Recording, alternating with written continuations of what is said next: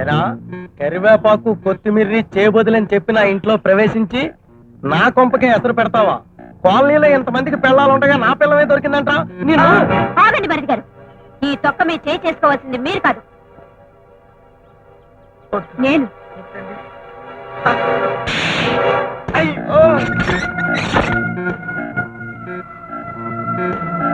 చెప్పు, ఎప్పటి నుంచి జరుగుతోంది ఈ తొక్కల వ్యవహారం? చెప్పా. ఏమండి అలా కాల్ చేసుకోకండి, అసలే బాలింతకండి. ఈ తొక్కలో ఏడుపులు నా దగ్గర ఏడవద్దు. ఎన్నెల నుంచి సాగుతుంది రంకు? చెప్పు.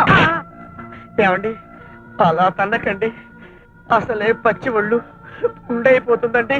మీకు దండం పెడతానండి. అయితే చెప్పు మరి. చెప్తానండి, మొత్తం ఫ్లాష్ బ్యాక్ అంతా చెప్తాను. అది వర్షం కురిసిన రాత్రి.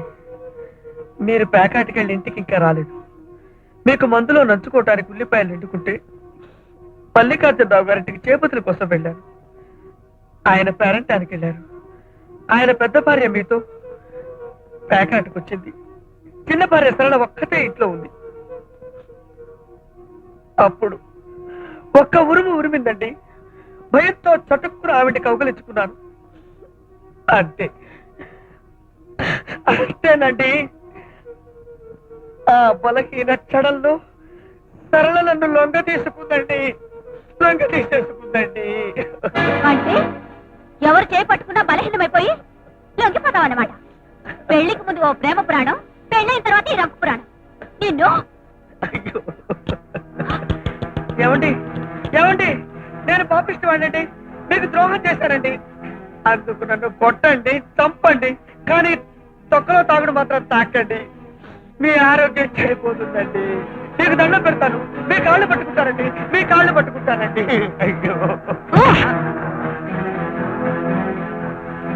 ఏమండి నా మాట విని తాకండి.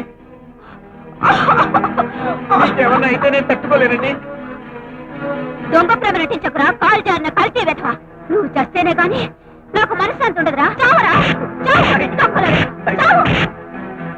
కొట్టండి, చంపండి. మీ చేతుల్లో పుణ్యపురుషుడుగా ఆనందంగా కనిపిస్తాను, కానీ మీకు మాత్రం తాకండి.